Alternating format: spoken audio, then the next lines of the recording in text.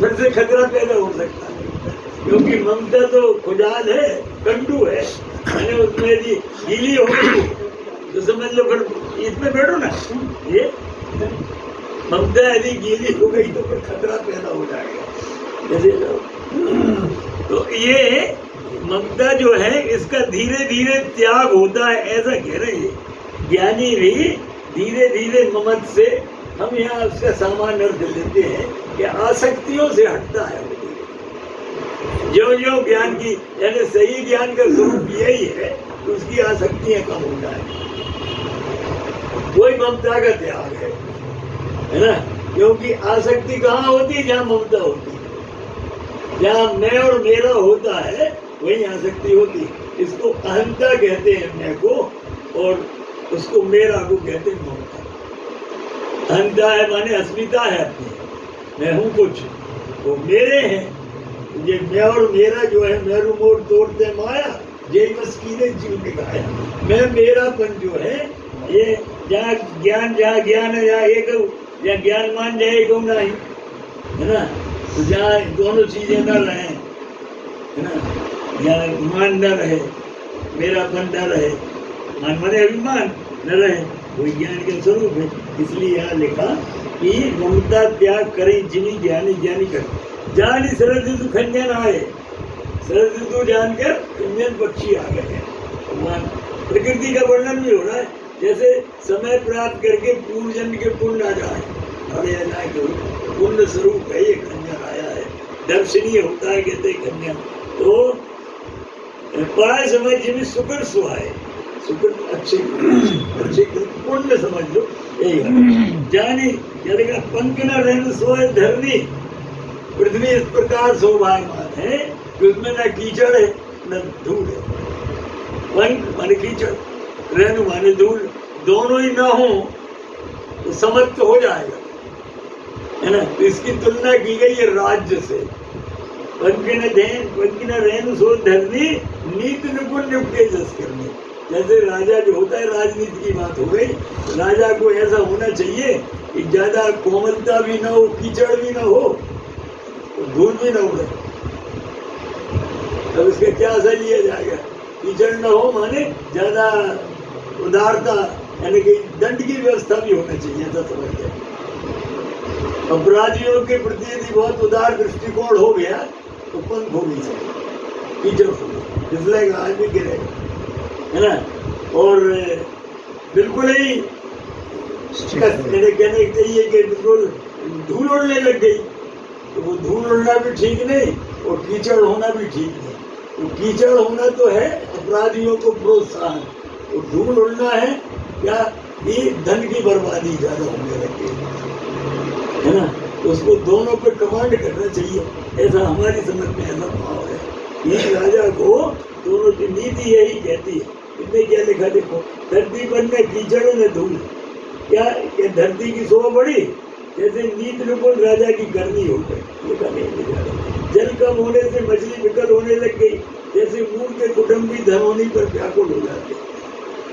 मूर्ख व्यक्ति के कुटुंबी धनहीन होने से व्याकुल होते हैं। क्यों हो जाते हैं? क्योंकि जब धन था तब उसने धन का सदुपयोग नहीं किया।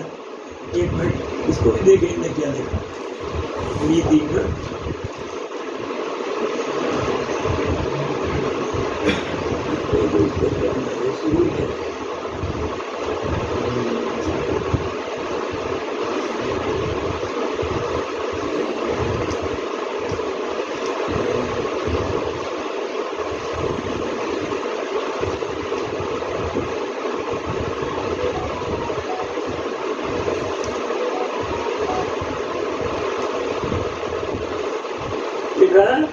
कि पृथ्वी के ऊपर जब अब न कहीं कीचड़ है न धूल है, इस प्रकार से पृथ्वी ऐसी शोभामान हो रही जैसे नीतिपूर्ण राजाओं के कार्य होते हैं।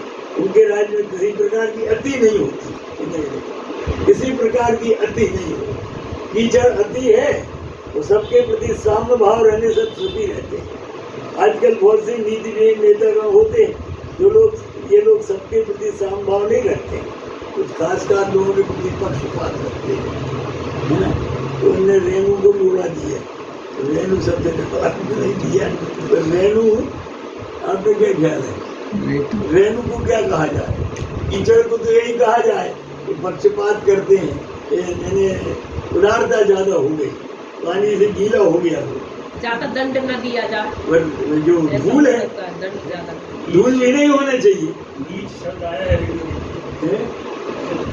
लात को मारे कढ़ाई सिरे वाली बात ये आई है, नहीं समझ में आया। नीच को धूल समान, नीच कहा गया। नीच को धूल समान, धूल को नीच कहा। हाँ हाँ हाँ लाता मारे चढ़त से नीच को धूल समान। हाँ हाँ सही बात है, सही राइट। धूल को नीच कहा गया है क्योंकि वो उड़ेगी तो राजाओं के सिर पर बैठेगी। यही आया कभी याद आ गया, राजाओं के सिर पर बैठती धूल, तो धूल को नीच समान एक होता है। वो नीचों का भी बढ़ावा नहीं होना चाहिए। तो फिर पंख कीचड़ किसको कहेंगे?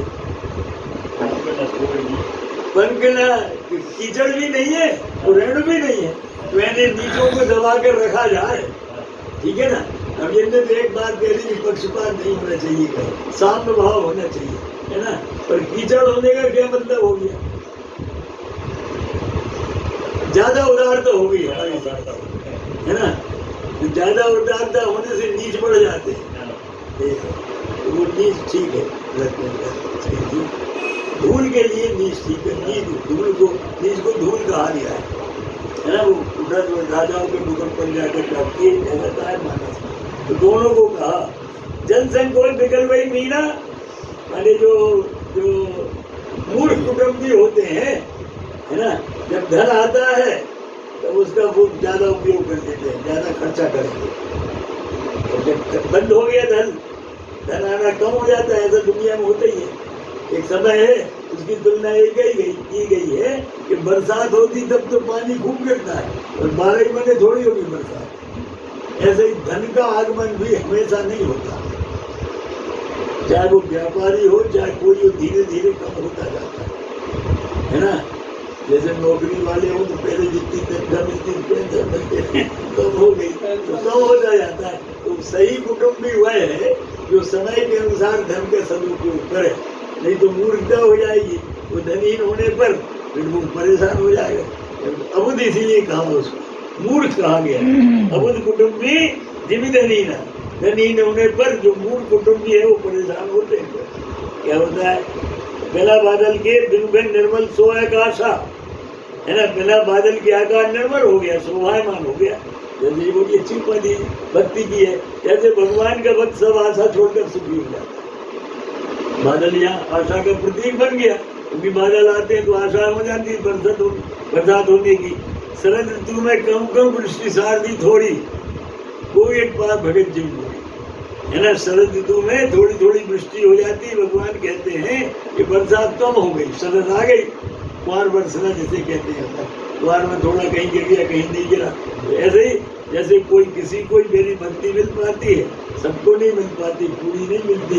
जो लगे रहते हैं वैसे प्राप्त हो जाते हैं, कोई बात। जैसे किसी दुर्लभ पुरुष को मेरी भक्ति मिल जाए, चले हरते नगर ने, सारे राजा लोग नगर छोड़कर विजयादशमी के बाद, ऐसा माना जाता है, दशहरे को है शत्रुओं पर चढ़ाई करनी थी, वहां कर दिया।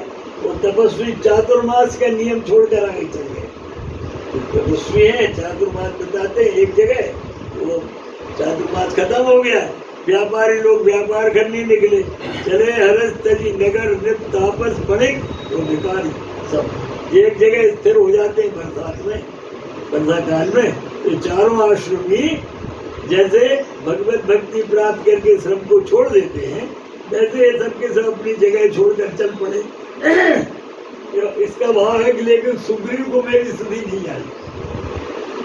भगवान कहते हैं ये सब तो हो गया, राजा को भी अपने कर्तव्य में लग जाना चाहिए। बरसात के बाद उसे यात्रा पर निकलना चाहिए, राज्य को देखना चाहिए। और सुग्रीव ने तो मेरी शायद सुनी, बोला नहीं बोली, है ना। सुग्रीव को भी मेरी याद नहीं आई कि अब चढ़ाई करने का समय आया। उन्होंने अभी तक सीता की खबर भी नहीं ली। सुग्रीव ने सीमोन लंघन किया, है ना। दसवीं के दिन भी चढ़ाई का मुहूर्त नहीं निकला भैया दसवीं को, क्या अभी चढ़ाई की तो बातें ही नहीं, पहले पता तो लगे, परंतु उन्होंने लिख दिया है कि जिन तरह हरत जी नगर तापस बनी बेकार। अगला ये दुआ है, सुखी मींजे नीरा गाधा, ये बहुत बढ़िया लाइन है शरणागति के संदर्भ में। सुखी मींजे नीरा